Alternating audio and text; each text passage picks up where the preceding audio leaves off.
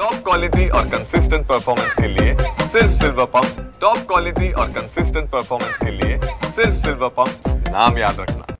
हो, काय सांगाल या शस्त्रसंधीनंतर संजय राऊतांनी मात्र मोदींचा राजीनामा मागितलेला आहे, तुम्ही कसं बघताय या सगळ्या त्यांचं वक्तव्य? बेलाज बेशरम जो माणूस असतो ना, तो या गोष्टी करतो। मला तरी असं वाटतं की आपण कोण बोलतोय, कोण आहात तुम्ही? सारे नगरसेवक तरी झालात का?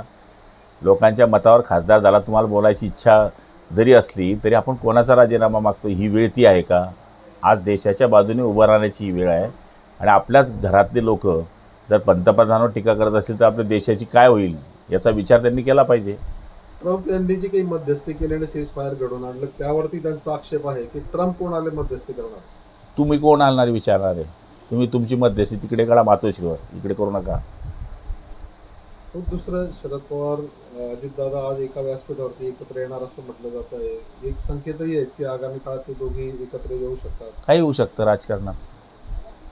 लोक निवडणुका आटपल्या का 10 दिवसात पक्षांतर करताय, हे काय विशेष आहे? जळगाव रेल्वे स्थानकावर काही संशयास्पद वस्तू असल्याचं एक माहिती समोर येते, काय माहिती? मी आता एसपींशी बोललो, तसं काय नाही आहे। नागरिकांना काय म्हणतात? हे तसं घाबरण्याची गरज नाही आहे आणि जी वस्तू आहे ती तसं काही त्याच्यामध्ये शंकेसारखं काही आढळलेलं नाही आहे। तरी नागरिकांनी बिनधास्त राहावे आणि तरीसुद्धा काळजी घ्यावी।